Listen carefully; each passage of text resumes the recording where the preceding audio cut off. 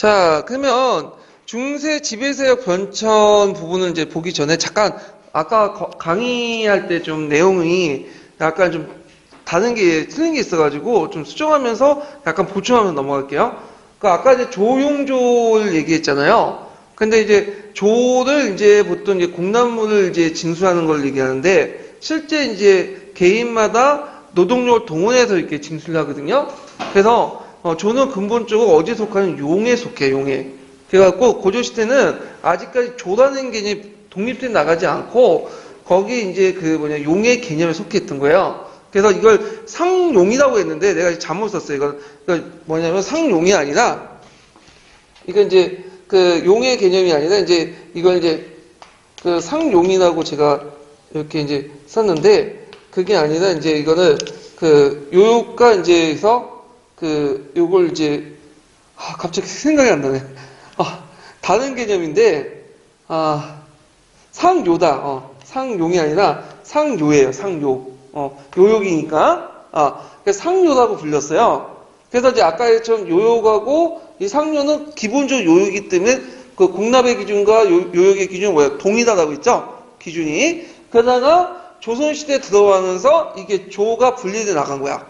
조가. 그렇지만 예전 간행이 계속 남아있기 때문에 공납과 요욕은 기준은 동일하고 나중에 조선 후기 때 들어가면 이 공납이 뭐냐면 요욕과 공납이 동일하고 요욕이 이제 어디에 들어가 대동법 때 후수 통합이 돼요. 그러니까 대동세를 거둘 때 정결수포제다 갖고 돈을 이제 이렇게 그 토지에다 부과되는 거죠. 그래갖고 그걸 돈을 걷어갖고 이제 동원이 아니라 고용하는 시스템으로 바뀌어요. 이 부분은 이제 조선 후기 때 관련된 데서 좀 얘기를 할게요. 그래서 아직까지 조선 그 고조시대는 조라는 개념이 어디에 포함되어 있다? 용이라는 그 개념에 포함되어 있고 이걸 이제 상요라고 개념 속에 들어가 있다. 이렇게 좀 기억을 해두시면 돼요.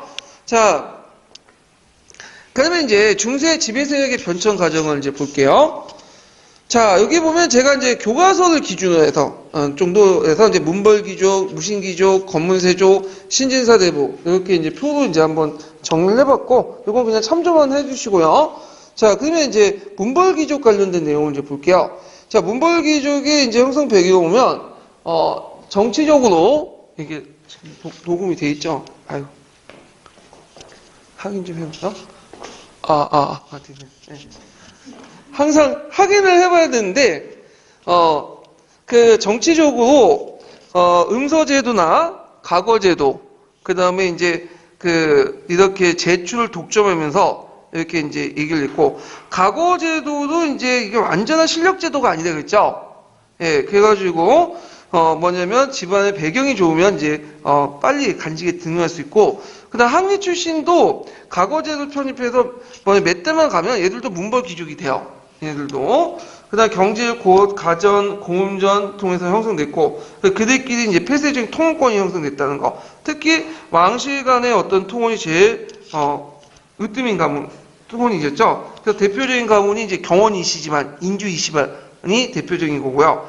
대표적인 이제 가문은 안산 김씨, 인주 이씨, 파편 윤씨, 해주채 씨 등등등. 요게 이제 속했던 이제 지금 성씨 가지고 있는 분은 예전에 어떤 문벌 귀족 출신이에요. 예. 자, 그 다음에 중앙간직을 차지한 귀족들은 본관제에서 벗어나서 이제, 완전히 벗어나서, 구속에서 벗어나서 개경에 거주해요. 개경인들이야, 그러니까, 기본적으로. 그래서 이들은 이제 주로 어디에 모여 살고 있었냐면, 개경 주변에 모여 살고 있었어요. 그래서 이제 이건 조선시대의 이제 신진사대부하고 좀 다르죠. 신진사대부는, 모든 지역에 있었잖아요. 예, 그래갖고 이제 양반들은. 자, 성격은 보수적이고요.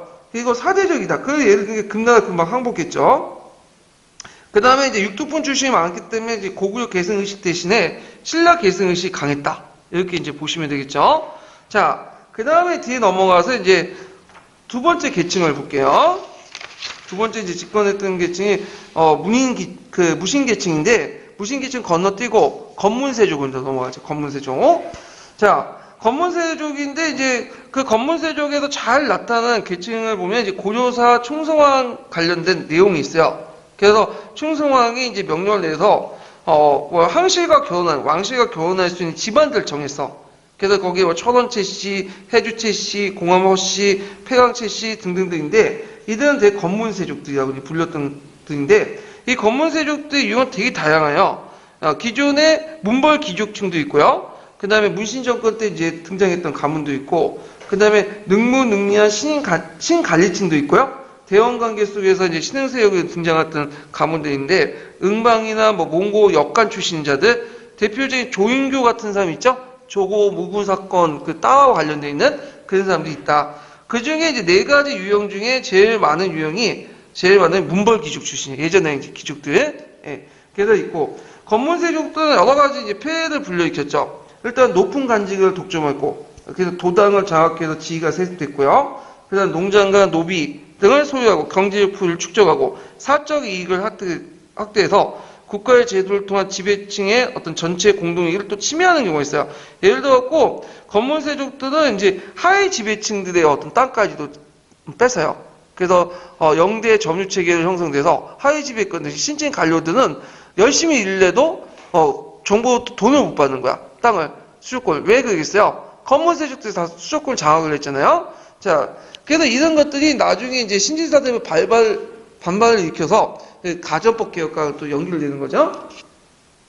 자, 그 다음에 사전을 개간하고 병병을 방부로 민정이나 공정을 침해했고요. 국가재정을 이제 궁핍하고 전시가제를 붕괴시키는 요인이 되었다. 이렇게 보시면 돼요. 그러면 앞에 언급했던 이제 그 문벌귀족과 그 다음에 이제 그 몽고 원나 간섭기 때 등장했던 건문세족들의 이제 비교를 한번 해보죠. 비교는 공통점과 차이점을 얘기하죠. 자, 공통점을 이제 보면 정치 경제 특권을 소유한 지배층이었다는 거, 둘 다. 자, 그 다음에 두 번째는 건문세족이 왕씨가 혼인할 수 있는 재상지족이 되어서 문벌을 중요시했다는 거. 그러니까 아까쯤에 사주에서 보는 것 같이 이들은 이제 왕씨가 통혼할 수 있는 급이 되는, 클래스가 되는 그 급들이죠. 그래서 상호간에 어떤, 중초된 그 혼인을 맺어가지고, 이렇게 이제 귀족에서 이제 가문의 어떤 폐쇄성을 계속 유지했다는 거. 차이점을 보면, 무방 가문이나 부원세력 등 종전의 문벌 간념으로 생각할 수 없는 새로운 성분이 구성되어 있죠. 그래서 무신 가문도 있고, 향리 가문도 있고, 친원세력도 있고, 그 다음에 문벌 귀족은 가문 자체의 권위로 귀족적인 특권을 누린 데 반해서 가문의 영향으로 건문세족은 현실적으로 간직을 독점해요. 그래서 정치 권력을 행사했다는 거, 그래서 관료적 성격을 가지고 있다는 거 이렇게 있죠. 자, 그런 것들 좀 기억을 해두시면 될 것 같아요. 자, 그 다음에 이제 이들은 과거보다도 또 뭘 더 강조하죠? 또 음서를 강조하죠. 네, 과거보다도 음서를 이제 강조한다. 뭐 이런 것들인데 이게 이제 누구예요? 이거는 뭐 근데 이건 나중에 설명할게요. 이거는 신진사대부와 관련된 거니까 비교해서 나온 거고 이건 좀 나중에 설명하고요. 자, 그 다음에 농장의 발생을 보면 12세기 문벌귀족들부터 이제 독점해서 문벌귀족부터 해서 그다음 무인 정권, 그 다음에 건문세족들이 장악할 때까지 농장이 형성됐어요. 농장이. 그래서 많은 유민들이 이제 일어나고, 사회가 혼란하고 등등 했는데, 이 농장의 형태를 이제 좀 볼게요. 농장의 형태. 뒤에 넘어가서. 자, 이 농장의 형태에 관련된 내용이 이제 포셈에 많이 나와 있어요. 그래서 이제 있는데, 고려시대 때나 조선시대 이제 전기 때 농장 형태를 잘 알려진 게 작계제라는 형태야, 작계제. 그러니까 이거부터 좀 설명할게요.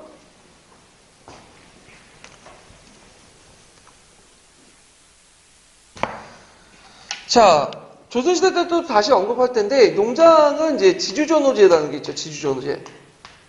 관계에서 이제 보는데, 지주는 땅을 소유한 사람이고, 그 다음에 전호는 뭐예요? 거기에서 이제 빌리는 사람이죠. 빌리는 사람. 그럼 전호는 지주에게 뭘 갖다 바치는 거죠?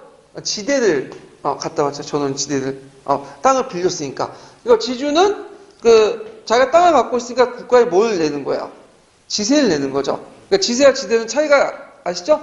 건물을 소유하고 있으면 국가에 지세를 내고, 그 다음에 건물을 빌려주면 거기에 이제 임차인으로부터 뭐냐면 우리는 뭘 받아요? 지대를 받는 거죠. 지대를 이런 관계를 이제 얘기를 하는 건데 여기에서 이제 지주조선에 크게 이제 여기 있어요. 하나가 농장제고요. 하나는 먼저 변작 반수제야. 근데 이제 우리가 이제 통론에는 좀 잘못 적혀 있는 게 뭐냐, 교과서나 통론에는 마치 변작 반수제가 일반화된 것처럼 이렇게 하잖아요. 근데 그건 아니에요. 이거는 변작 반수제가 일반화된 거는 되게 16세기 후반 때 보이고 16세기 후반, 16세기. 그리고 이제 이거는 이제 변작 반수제가 고려 후기 때부터 등장했고 16세기 후반에 가서야 일반화돼요. 네. 이게 이제 타조법이라고 그러죠. 그때는. 그 다음에 소작제 뭐 이렇게 부르잖아요. 이거는 좀 이따 나중에 설명할게요. 조선시대 때. 그럼 여기에서 이제 농장제를 이제 좀 설명하는데, 농장제가 두 가지 형태가 있어. 하나는 이제 작계제가 있고, 그 다음에 또 하나가 이제 직영지가 있어. 그러니까 여기에서 이제 직영지와 작계제는 운영 형태를 가지고 얘기한 거야. 운영 방법을. 지금 거기 교재에 있는 것은 운영 방법 나온 게 아니라 농장 확대하는 방법을 얘기하는 거고. 자, 작계제는 이제 어떻게 돼 있냐? 이들은 좀 외고노비나 예송농비들을 이제 동원해갖고 이제 해요. 예송농민들을, 외고노비나 예송농민인데 동원하는데 어떤 식으로 이제 땅을 나누냐면, 이렇게 있죠? 이렇게 있는데 이제 크게 반으로 나눠요. 직영지가 있고, 그 다음 작계지가 있어요. 작계지. 그 다음에 여기 또 하나 사경지가 있어. 사경지. 그래서 직영지는 이거 누구 땅이 이거는 자기 주인 땅이에요. 지주 땅이죠. 그리고 작계지는 이제 뭐냐면 이게 좀 예민한데 이건 일단 전반적으로 직영지는 이제 지주 땅이니까 이제 지주에게 이제 이거부터 설명해. 지주 땅이니까 지주에 이제 직영지가 들어가 있기 때문에 지주한테 거기에 생산된 거를 100% 갖는 거야. 그래서 여기에 일하는 이제 외고노비나 예송노비들이 중세 농노처럼 직영지 가서 한 2, 3일 동안 일을 내줘요. 그리고 거기에 직영지에 생산된 모든 건 누구한테 갖다 바친다? 주인한테 갖다 바치는 거죠. 그럼 이 작계지는 거기에서 2분의 1 정도는 자기가 갖고 2분의 1을 누구한테 바치는 거죠? 지주한테 바치는 거죠. 그리고 사경지만은 이제 온전히 100% 자기가 갖는 거야. 자기가 먹고 살아야 될 거 아니야, 일단은. 그래서 이제 작계지의 형태가 2분의 1이기 때문에 이게 뭔지 변작반수제로 연결되어갖고 설명하는 게, 근데 이건 다른 거예요. 예. 그래갖고 이런 형태가 이제 몇 세기까지 가냐면 16세기 중반까지 가요. 16세기 중반. 그러다 이제 16세기 후반 때 변작반수제 바뀌게 되는데, 이 16세기 중반에 이제 봤는데 작계지 특징은 뭐냐면 노비를 많이 이용한다. 노비, 외거 노비. 그러다 보니까 이제 어떤 게 암나 위천 형상이나 이게 뭐냐면 양은 뭐예요? 양인이죠. 양인을 압박해서 뭘 만드는 거죠? 천민을 만드는 거야. 그래서 그전에 전민변전 사업이 많이 나는 게 뭐냐면 그다음 건문 세력들은 이렇게 양인들 압박해서 자기 노비도 만들어가지고 어디에 투입되는 거야? 작계제 형태에 투입되는 거야. 그래서 그 당시에 이제 조선 좀 시대가 좀 뒤에 얘기지만 16세기 초중반 때 노비의 인구가 전체 인구의 40~50% 됐어요. 그래서 거의 대부분 뭐예요? 외구 노비들이죠.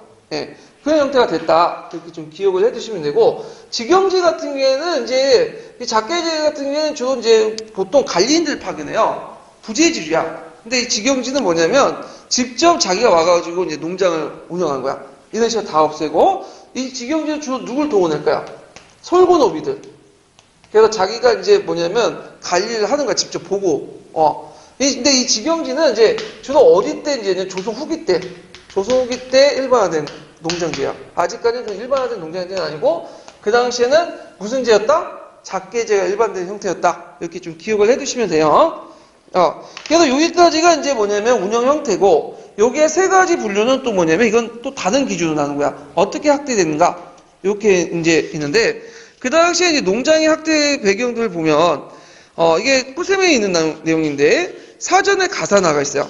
사전에 가사나는 뭐냐면 이건 이제 수조권을 바탕으로 하는 건데 제일 일반적인. 그래서 자기가 소유권을 갖고 있지 않더라도 자기 조상들이 거기에 수조지가 설정되면 계속 이게 세습이 되는 거야. 자기가 이제 직역을 안 갖고 있더라도 이걸 뭐라고 하냐면 영대 점유체계다. 소유권 아니고 뭘 바탕으로 한 거다?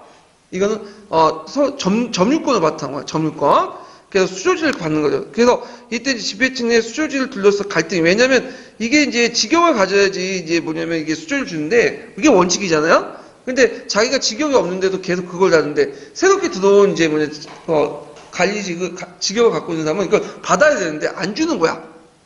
그래서 자기 할아버지 때부터 그걸 받아왔다. 조업전에서는 주질 않아요. 그러다 보니까 많이 가지고 있는 사람과 그 다음에 거의 원래 그 이달만큼 받지 못한 적게 갖고 있는 사람들이 갈등이 일어나죠. 그래서 많이 갖고 있는 사람은 주로 어떤 사람들이겠어요? 건문세족들. 그 다음에 또 적게 갖고 있는 사람들, 신진사들, 그런 것들이죠. 그래서 신진사들, 건문세족들의 대립 구조는 기본적으로 뭐 정치 싸움인 것 같지만, 명주 싸움인 것 같지만, 기본적으로 뭐가 깔려요, 밑에? 돈 때문에 깔려. 지금도 뭐 맨날 싸우면 거의 근본적인 게 뭐예요? 돈 때문에 그렇잖아요? 예. 자, 그 다음에 수조권이 이제 강화해서, 그러니까 국민들이 이제 자기 사유권이 있잖아요. 토지에 소유권이 있는데, 소유권을 무시하고 이제 수조권을 더 강화시켜. 그래갖고 이들 예속화시키고, 심지어는 뭐까지 침해하냐면, 소유권까지 침해. 그래서 나중에 가정법 개혁을 할 때, 개혁의 대상이 뭐냐, 첫 번째 유형이에요. 수전의 가산화. 그래서, 사전에 가산화된 그 토지 형태를 개혁을 해서, 이 땅을 이제 수조권을 원래 관리를 갖고 있는 사람들에게 나눠주는 방법이죠. 수조권을 분배하고. 그래서 보통 이제 가정법 때 이 농장 형태는 해체됐다고 보시면 돼요. 요거는. 자, 그 다음 두 번째는 사패전인데, 원래 사패전은 뭐냐면, 항로지나 진앙지를 개척하려고 줬던 권한이에요. 왜냐면 이제, 그다음에 몽고가 쳐들어왔던 시기에, 땅이 모자르니까 지배층에게 이제 땅을 못 나눠줬어, 관리되게. 그러니까 대신에, 너가 항로지를 개척을 하면, 거기에 소유권도 주고, 그 다음에 자동적으로 면세권도 주겠다. 그러니까 면세권 준다는 거는 자기 토지에 뭘 설정하겠다는 거야? 수조권을 설정하는 거야. 자기가 딱 먹은 건 이제 자기가 가져다는 거죠. 예. 자, 그래갖고 이제 했는데, 이게 이제 시간이 지나면서 너무 늘어나는 거야. 사패전이. 그러니까, 이건 면세지죠. 그러다 보니까 어떻게 해? 세금이 안 들어와. 거기까지 좀 괜찮다고 넘어가는데, 이걸 가지고 이제 여러 가지 부정이 일어난 거죠. 대표적인 게 이제 사패전이라고 이제 해놓고는 남의 땅을 이제 뺏거나, 그 다음에 이제 모수사패, 사패 사칭해가지고, 이제 남의 땅을 이제 할 때, 사패전이라고 하고 이제 뺏거나, 아니면 사패전이라는 것을 원래 주지도 않았는데, 모수사패가 사패전이라고 말을 하거나, 이런 식으로 해가지고 뺏어버리는 거야. 예. 그래서 이제 이런 식으로 해가지고 이제 했다. 이거는 뭐와 뭐를 바탕으로 소유권과 수조권을 바탕으로 한 거죠. 소유권과 수조권을 이제 바탕으로 한 거고. 그래서 세 번째 유형은 뭐냐면, 그거는 이제 소유권과 관련된 거예요. 세 번째 유형이 디귿이 이제 소유권인데, 이건 토지 경병. 여러 가지 형태로 이제 모수사패, 사패상징, 문계는 이제 개인이 가지고 있는 땅 문서를 얘기하죠. 이런 식으로 불법적으로 이제 토지를 경부하거나, 투탁은 뭐냐면, 일반 농민들이 살기 힘드니까 자신의 토지를 누구한테 넘겨요? 사원이나 기죽대 넘기고, 거기에 이제 소작이 인석한 거야. 그래서 경제권만 획득하고, 이런 것들이 이제 세 번째. 세 번째 유형의 이제 그것은 소유권만 관련된 거죠. 소유권.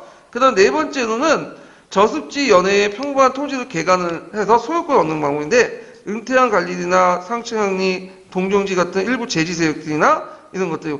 요때 이제 일부 이제 2분의 1 지대를 수치하는 방법으로서 변작반수 형태가 이제 띄고 있다. 이렇게 이제 보고죠. 그래서 네 가지 유형이 있어요. 그래서 제일 받아는 유형이 뭐죠?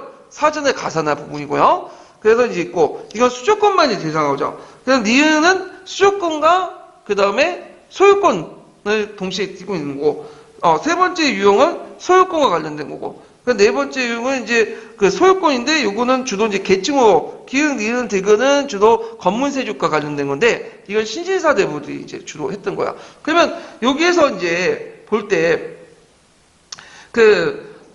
나중에 이제 했던 가정법 개혁은 이 네 가지 유형 중에 어디에 해당될 거야? 어디에 해당되는 걸까요?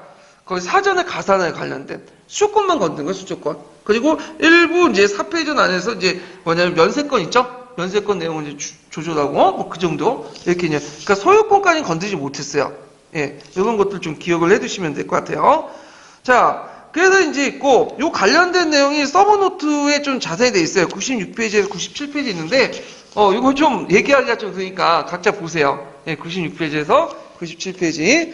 자, 그 다음 농장 확대 결과 대책 보면, 결과, 농장이 확대되면서 토지 점유자 사이에 갈등이 있었고, 농민의 불만과 저항. 아까 처음에 작게 재는 농장 형태가 등장하면서 무슨 형상이 일어났다고 했죠? 안난, 위철난 형상이 일어났다고 했죠? 예, 그런 것들.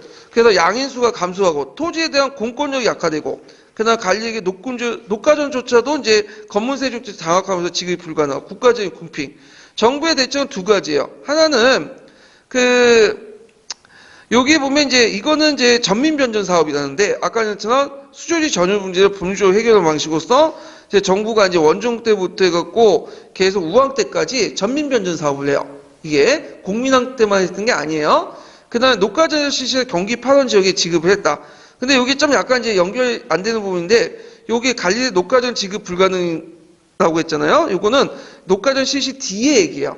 이거는 이 뒤에 얘기를 거기 했는데, 하여튼 요거와 이제 연결시켜서 이제 보시면 되고, 녹가전하고. 이 녹가전조차도 아까 말했던 녹가전 자체가 핵심 그 노동자 땅이기 때문에, 경기 파란 지역이기 때문에 나중에 다 누가 차지했다? 검문세족들이 차지해버린 거죠. 자, 그래서 이제 이렇게 이제 보고요. 신진사대에 볼게요. 신진사대부의 기온을 이제 올라가면 최씨 정권기부터 이제 대두됐다고 해요. 그래서 무인 정권이 안정화되면서 이제는 좀 나라를 필요하게 해서는 이렇게 인재들이 필요하니까 과거 시험을 통해서 향리 계층을 대상으로 능문능리한 계층들을 많이 등용했다고 했죠. 그래서 그때 이제 대표적인 사람이 이규보 같은 사람, 이런 사람들인데, 자, 이들이 문심 정부의 정권 붕괴 후 중앙정계에 진출 활성화되고 또 사회 형성으로서 검문세력과 대립하고 구간권과 연결해 개혁을 도모하게 되고요. 그래서 고려 말기 때 온건파와 혁명파로 이렇게 분화되었다. 성격은 능문능리 계층이다. 문에도 능하고 니에도 능해요. 그러니까 시험도 잘 보고 그다음 니는 뭐냐면 행정실무도 밝은 사람이야. 네. 그래서 학리와 학업관리 출신이 많고 중소지주층을 성장하고 과거를 통해서 중앙관리로 진출했다는 거죠. 자, 이들이 이제 개혁의 주체로 신진사대 보면, 신진사대부는 공민왕 이후부터 개혁의 주체가 되죠. 그리고, 검문세족과 대립을 하죠. 근데 아까 얘기처럼, 신진사대부도 뭘 기준으로 얘기한다? 충무왕 이전과 충무왕 이후부터 나눈다고 했죠. 그래서 대개 이때 신진사대부는 충무왕 이전까지 예전부터 거스른 게 아니라 충무왕 이후부터의 신진사대부야. 그래서 이들은 주로 이제 뭘로 무장했다고 했죠? 성리학적 지식. 무장하는 게 있고, 그 다음에 또 이제 반원 쪽이고, 그 다음에 이들은 또 뭐냐면, 강남농법을 적극적으로 수용해서, 그 당시 강남농법을 전국적으로 이제 농촌에 보급하면서 자신의 어떤 항촌사의 권위를, 확대시키려고 했던 계층이다. 이렇게 보시면 되겠죠. 자, 이들 중소지지층 사대부대의 토지도 검문세조의 견변의 대상이었고, 그 다음에 원의 간섭의 수치의 문란, 그래서 일반 백성뿐만 아니라 신진사대의 경제 기반까지 위협을 하게 됐고요. 그 다음에 이제, 개혁은 원의 세력과 결탁하여 정치 권력을 장악하고 강대한 농장을 소유한 검문세족의 반발로 성공하지 못했고, 그렇지만 공민왕 때 본격화되고 그것도 결국 실패하고, 그때 이제 누구하고 결합되냐면 신흥 무인세력들과 결합돼요. 최영이나 이성계 같은 이들이 이제 홍건적이나 외구를 진압하는 과정에서 국민적 신망이나 인기가 얻게 돼요. 특히 이성계 같은 사람은 적극적으로 이제 뭐냐면 신진사대부가 이제 손을 잡게 되는데, 그 대표적인 게 이제 정도전 아시죠? 정도전하고 정몽주가 원래는 좀 예전 나중에는 이제 정치적 라이벌 관계였지만, 이 사람들은 서로 이제 어릴 때부터 서로 동고동락을 같이 했던 사람들이요. 예, 그래갖고 이제 했는데, 그 당시 이제 정도전이 이성계를 누구부터 소개를 받았냐면, 정몽주로부터 소개를 받았어요. 그래서 정몽주가 이제 가서 이성계 만나보고, 이성계가 저쪽 한경도 북방에 이제 나라를 지키고 있었는데, 거기 가갖고 만나보고, 이성계한테 이제 들어가서 이제 이성계 오른파 역할을 했던 거고, 정몽주도 원래는 이성계를 하다가 나중에는 이제 떨어져 나가가지고 했다가, 이방원하고 이제 죽게 되는 거죠. 예. 그래서 이제 이런 것들과 연결시켜서 이제 보시면 돼요. 그래서 신흥 무인 세력들과 정책에 결합돼서 검문세족을 누르고 조선왕조를 개창했다.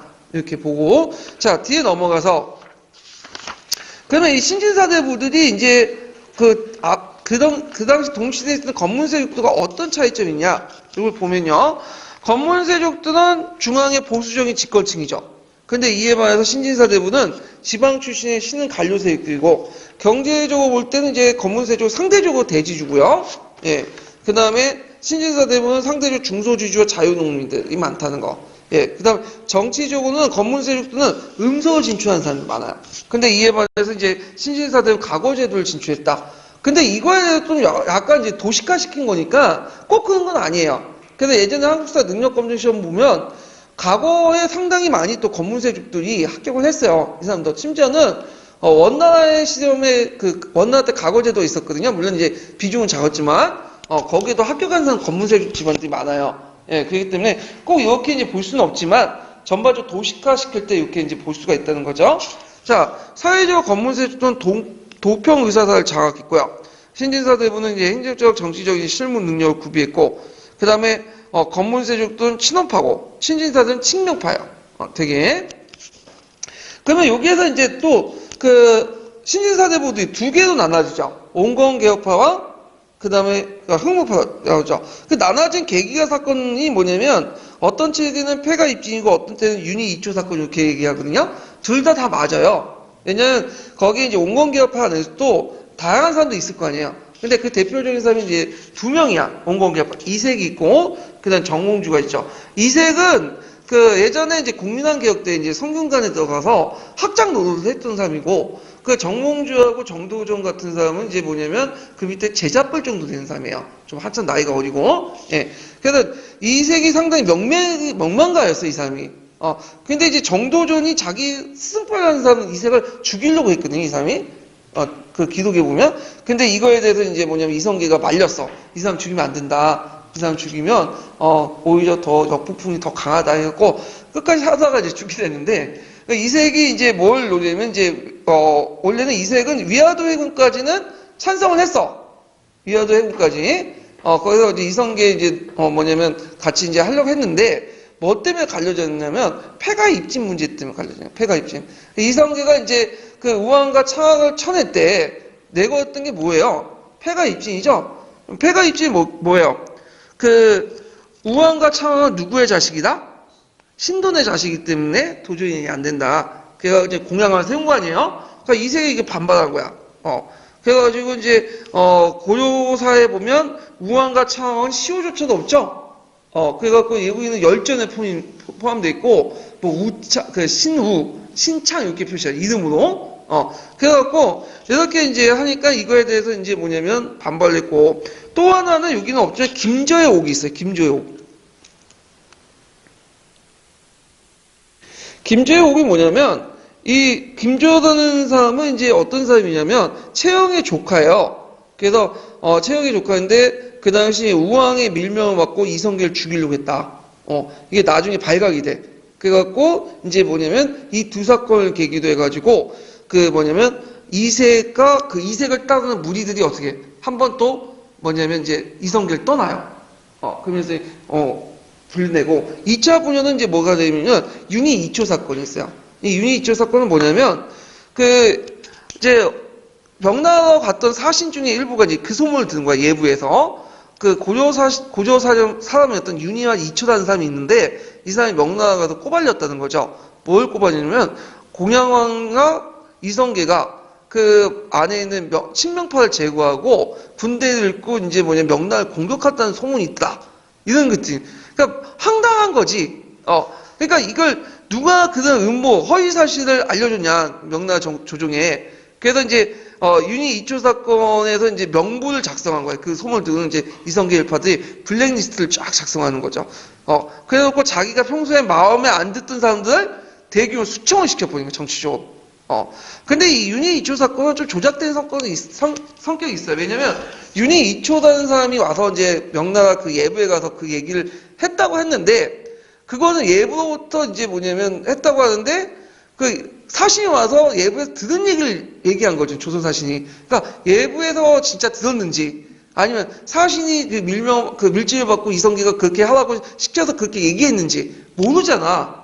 확인하는 거죠. 명나라 기록에 전혀 없어, 그런 내용이. 그럼 제 생각에 보면, 명나라 그 예부에 가서 들었다는 거는 그건 거짓말이고, 사신이 와갖고, 이제 그 사신을 이제, 허위 사실 유포해가지고, 누굴 처단하게 한 거야? 이성계 반대파를 처단하게 해서 한 거야. 그래서 하여튼 윤희 2차 사건을 계기고 이제 뭐냐면 온건개파들 실망을 해갖고 대거 뭐냐면 또 이성계 떠나가게 돼요. 거기에서 이제 한동안 협력관계에 있었던 정몽주가 떠나가게 되죠. 그러니까 이제 여기 앞에 폐가입진과 김재옥은 1차 분열이고 여기는 뭐가 됐어요? 2차 분열이에요. 그래서 어떤 책은 그 김재옥과 폐가입진으로 적혀 있고 어떤 책은 저기 윤희 2초 사건 이렇게 적혀 있는데 둘 다 맞아요. 네, 이거는 9편이 같이 있어. 실려 있어요. 한 부분만 실어놓은 거야. 그거는. 자, 그래서 우리가 이제 알고 있듯이 잘못 알고 있는 5개년 중에 이제 위화도 해군이요 이렇게 했다는 건 그건 다 아니고 요 두 사건을 계기로 해갖고 했다는 걸 좀 기억을 해두시고요. 자, 그러면 온건개혁파와 혁명파의 차이점을 볼게요. 자, 온건개혁파를 구법파라고 부르고 그다음 혁명파를 신법파라고. 왜냐면 온건개혁파는 이제 예전에 고조의 제도와 법을 바탕으로 해갖고 통치를 하자는 개혁을 하자는 거고, 그 혁명파는 이제 고조 왕조는 더 이상 이제 유지하기 힘드니까 이제 쳐내고 새로운 왕조, 새로운 법에 의해서 하자는 그 무리들이죠. 그래서 이제 상대적으로 볼 때 이제 온건파는 정치, 경제적 운영 문제에서 인재 등에서 음서제, 자주 뭐 문생제도를 찬성하고 그 이색이나 이런 사람들이 대표적인 사람이죠. 그 다음에 이에 반해 혁명파들은 주로 이제 출신이 되게 비천해요. 예. 그 정도전만 약간 나오는데 정도전도 향리 출신이라고 하는데 아버지가 그 어머니가 뭐냐면 노비 출신이야. 그러니까 일천 직천에 의하면 이 사람 뭐가 되는 거야? 노비인데 어떻게 성제가 항리가 이제 돼갖고 이제 되는지 모르고 그 아내도 노비예요. 그게 신분이 정말 좀 비천해. 그래서 혜택을 받지 못한 인물 중심이고, 이거 정도전이 많이 소외를 당했잖아요. 자주 문생제도 비판하고, 예, 그런 것들을 이제 뭐냐면 하고, 토지제도 상대적으로 볼 때 온건파 이색들은 이제 좀 약간 토지가 많고, 그래서 이제 이 사람들 논리는 이제 토지제도의 문란보다는 문란 문제보다는 수치 운영 문제가 있다. 그래서 그냥 종전의 전시까지도 그대로 두고 하자. 문제점만 개선하자. 근데 이에 반해서 그 혁명파들은 뭐죠? 아예 그냥 싸그리 소유권 자체 부정하고 뺏어가지고 개구수전한 다음에 나눠주자 주장해. 특히 조준 같은 사람들은. 근데 이게 상당히 이제 혁명적인 주장이잖아요? 소유권까지 걷는. 근데 논의하다가 그게 못하고 뭐만 한 거예요, 가정법은. 수조권만 건든 거예요. 처음에는 그 사정혁파인데, 사정혁파가 이제 여기는 그 소유권뿐만 아니라 수조권도 같이, 수조권뿐만 아니라 소유권도 같이 처음에 하자고 했는데, 그게 이제 잘 안 되니까 이제 수조권만 국한에서 받다. 이렇게 이제 보시면 되고, 그래서 기존에 이제 수조권에 이제 토지를 폐지하고 경기도에 하나만 지급 원칙을 재분별 주장하죠. 경제적 이해관계는 이제 온건파들은 상당히 중소지주이고, 그다음 혁명파들은 이제 상대적으로 이제 자장농? 좀 이렇게 좀 군픽한 그런 상태였고요. 사상의 차이를 보면, 이들은 이제 예를 구성하는 화원적 관계를 중시해서 사적인 것들을 인정해. 대의보다는 사적인 측면. 그리고 절대적 군주관. 그래서 절대적 군주관은 혈연관계 비는데, 우리가 이제 아버지, 어머니 있잖아요. 각각 부모님 있잖아요. 부모님이 망나니짓을 해도 우리는 결국에는 뭐야? 부모일 수밖에 없죠. 왜냐면 이게 천륜이기 때문에요. 근데 이제 마찬가지로 왕이나 이런 사람도 일종의 부모야. 그러니까 부모가 멋대고 해도 어쩔 수 없이 부모님들 있죠. 왕이 멋대로 해도 왕인 거예요. 절대적인 거죠. 그래서 절대적이기 때문에 부모한테 호황 거쳐 왕한테 충성해라. 이런 그 절대적 군주관을 갖고 있고요. 근데 혁명파 같은 경우에는 이 국가의 공적 관계를 강조해. 그러니까 이제 친위보다 혈연 관계나 이런 친지 이런 혈연 관계보다는 국가의 공적 관계를 강조하고, 그리고 이제 부모와 자식 관계를 더 앞서고 대의는 능력 위주의 인재 등을 주장하고요. 혁명 사상과 역사운동을 주장해. 이게 이제 핵심적인 거죠. 그러니까 무능한 군주는 쳐낼 수 있다. 그러니까 역사운동을 주장하죠. 이게 누가 말한 거야? 이거는 맹자가 말하죠. 왕이 만답지 못하면 쳐낼 수 있는 거냐? 그 다음에 이제 그 왕이 만답지 못하면 새롭게 혁명을 받아갖고 왕이 바뀔 수 있다. 심지어는 역사는 성조차가 바꿀 수 있다는 거야. 그래서 이제 왕신을 멸망시키고 이씨 왕조가 됐잖아요. 이런 것들과 이제 되게 강조한다. 그래서 군주는 존재하는 그 자체 충성의 대상이 아니라 군주가 군주의 이름에 걸맞는 역할을 해야지만 군주가 되는 거고, 그리고 대의 명분의 합치적 정통이며 충성을 해야 되고, 만약에 군주가 대의 명분에 명확하지 못하고 역할도 제대로 못하면 뭐야? 쳐내고 다른 사람을 앉힐 수 있다. 그리고 그 앉힌 왕조차도 뭐냐면 그 역성함을 할 수 있다는 거죠. 잠깐만요.